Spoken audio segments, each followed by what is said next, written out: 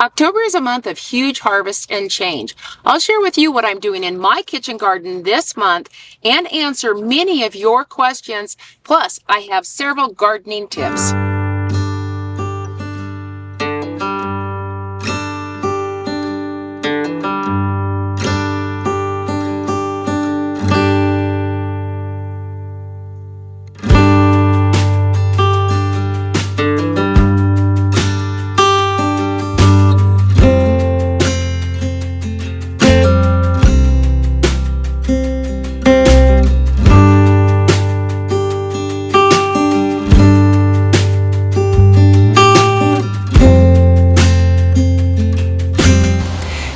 Mildew can be a problem in gardens almost any time of year, but it seems like fall time it really goes rampant. The plants are bigger, they're more fuller, and there's less air circulation. Plus, the nights are cooler, so those plants hang on to that moisture, which just increases the chance of your powdery mildew. Powdery mildew is a fungal disease, and it usually starts out with little dots on the leaves. Then it can grow down the stem and then end up covering your entire leaf with a white powder on it. And this can decimate your crops, especially earlier in the season. Now, generally in the fall, it's not as bad as it is when you have young, tender plants. You can treat powdery mildew with a natural fungicide or even baking soda, and this would be a really good idea early in the growing season. But we're in October and we're nearing our first frost date, so there's really no need because these plants have exhausted themselves and I'll be pulling them out really quickly. So I won't be treating any of my plants that have powdery mildew at this stage. Vining crops like your melons, cucumbers, summer squash, and winter squash are all susceptible to powdery mildew, but other plants can get it as well, like your eggplants and your pepper plants, even tomatoes. But one of the other things that get it really bad in the fall time is zinnias.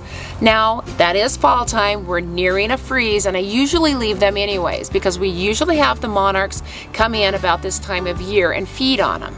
I also like to save the seeds from the zinnias as well. And as long as they don't have any powdery mildew on the flower themselves, it's safe to save that seed.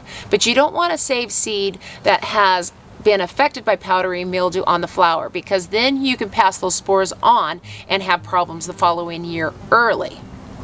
Once I pull up all these plants that have had powdery mildew, then I usually put them in what we call our naughty pile. Now, if you're a beginner gardener, I would just toss these. But if you're experienced and you know how to get your compost heap up to a high temperature, then go ahead and compost these because that will kill that spore. If you did have powdery mildew in your garden, then make sure that you remove all of the debris, the leaves, the stems, and everything, because you don't want those to lay there over the winter time and harbor those spores. Marigolds are absolutely beautiful in October, and they make a great companion plant in the garden to help repel pests. They're really exceptional to turn back into the soil to reduce any chance of root knot nematodes. The marigold flowers are also excellent when you dehydrate them and mix them in with an herbal nesting box mix for your chickens. The marigold flowers also make a really great dye if you want a natural dye for dyeing things like wool, like I do for spinning. Fall to me is all about winter squash, and winter squash shouldn't be harvested until it's fully mature. And some of the cues that you can tell when it's fully mature is the hardness of the shell. The skin should be tough enough that you shouldn't be able to pierce your fingernail into it. Winter squash is pretty frost tolerant. The squash itself, not necessarily the vine. It takes down the vine, and the squash is usually hardy outside to about 28 degrees before it damages the squash itself. Taking down the vine makes it easier to see your squash as well, and it actually sweetens your squash just a little bit.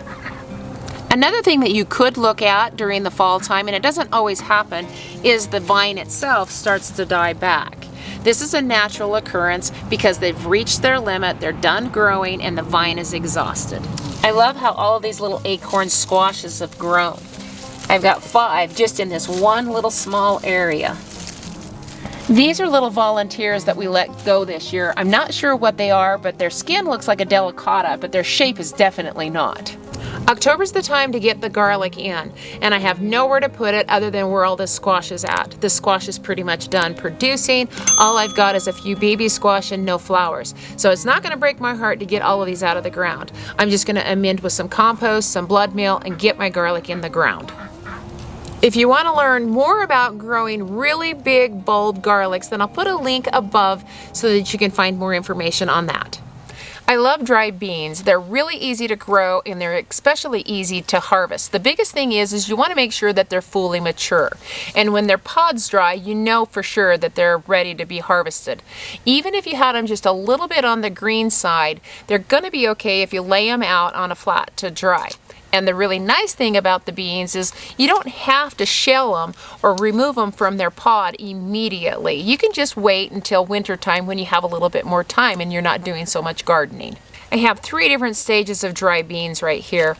This one is dry and crumbly, and it'd be great to harvest them all at this stage, and then you can shell them immediately from this.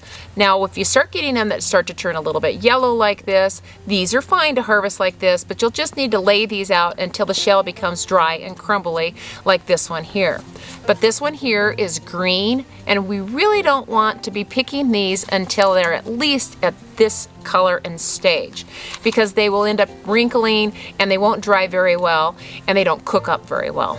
Once you have all of your beans harvested and the pods are nice and dry, then they're really easy to get out of their shells. You just pop them open, and they store for a long time as well. They're just easily stored in just a glass jar with a nice tight-fitting lid. And I think every pantry should have these because they're a great source of protein for winter time. They're excellent thrown in chili, even if you have several different varieties. Just a good mix makes a good chili. They also make a really good soup bean as well. If you want to save beans for the following year to plant, it's really easy. You just want to make sure that you keep each different variety about 10 foot or more away from each other so that they don't cross-pollinate. Don't you feel like saving seeds is something that we've all gotten away from? And it's something we really need to get back into practice and start learning again. Learning how to save seeds is really rewarding, it saves money, and it gives you a sense of security. And I think every gardener and homesteader should learn how to save seeds, and beans are a great one to start with. There's actually several root crops that get a little bit sweeter tasting, better tasting when they get hit by a frost, but sweet potatoes aren't one of them. You want to make sure that you get your sweet potatoes up out of the ground before your first frost, because if the frost hit the vine, then it can travel down into the root and then it doesn't keep as well. In some places you can tell when your sweet potato is ready by the vine starting to turn yellow. But in our zone 8, the vines always stay nice and green right up until we have our first frost. So the best way to tell that your sweet potatoes are ready is to actually dig around in the soil and check to make sure that the roots are big enough to harvest. Peppers come on really great in the fall time, very productive, and I want to make sure that I get all of these harvested before we have our first frost, otherwise that'll ruin them. And a great way to preserve them is just to freeze them. You can use them for salsas or in egg dishes or whatever you want through the winter time. The nice thing is you don't even have to blanch them. Another way that I use the peppers is just to freeze dry them, and again, no need for blanching. And if you've got a lot of chili peppers, these are great, just dehydrated, and then you can crumble them up just for chili flakes. One of the things that I do with my chili peppers is just dry them and then powder them. They're really great used with those dry beans that you harvested through the winter time, and there's nothing better than your own homemade fresh chili powder. It's certainly fresher than anything that you can get in the grocery store. Now, one of the big questions that I get is, how do you keep your chili powder from clumping? Well, it's the humidity that causes that, and an easy solution to that is just put your chili powder in the freezer and that keeps it from clumping. Did you know that you could overwinter your pepper plants? It's really easy to do. All you've got to do is dig your pepper plant up, cut it back to 3 or 4 main branches, remove all of the foliage, and then spray off the soil and then repot it into a smaller pot and bring it indoors. Now, you might have to have some artificial light, but if you have a greenhouse, this is a great way to get your pepper plants off to a good start and a fast start this following spring. There are still some seeds that I can sow here in my Zone 8 garden. Things like radishes, they only take 3 weeks. Lettuces, they're 3 weeks as well, and salad turnips. These will all mature quick enough before we have a hard freeze. Fall is the perfect time to be adding minerals back into your soil. Minerals really help improve the texture and flavor of your vegetables, plus it helps them become more disease and pest resistant. By putting it in the fall time, then this allows enough time for the microbes to break it down so that they're ready for the springtime and the following seasons.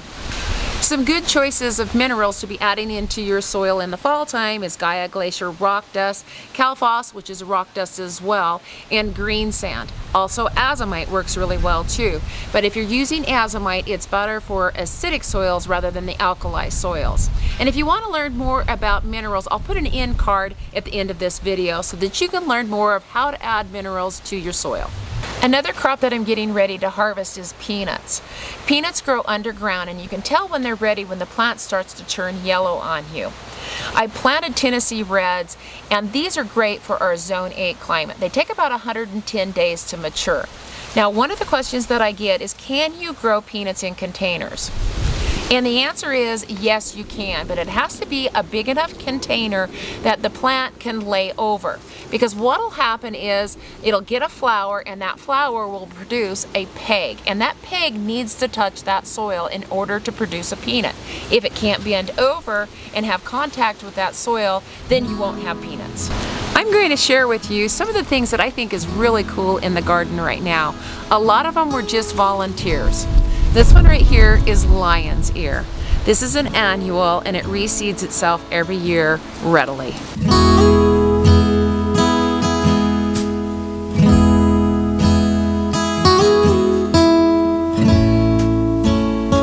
This is buckwheat. It's a cover crop, and I've let it go to seed or go to flower because the bees love it.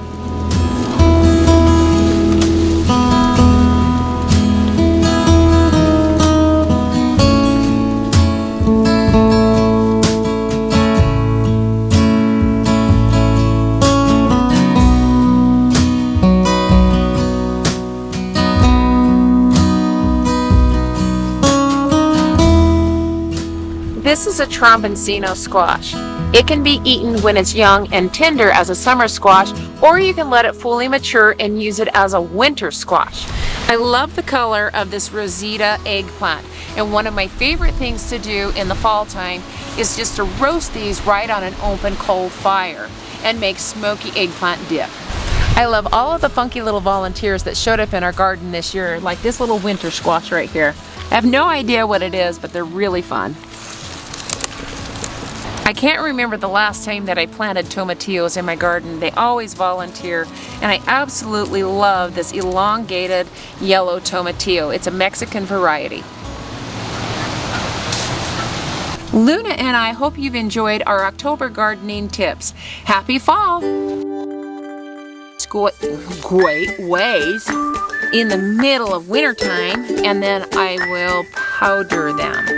And in fact, they come on. It really is easy. Do not put that in there. I will kick your. And then I'll. You're like, what? Again? Don't. That's stupid.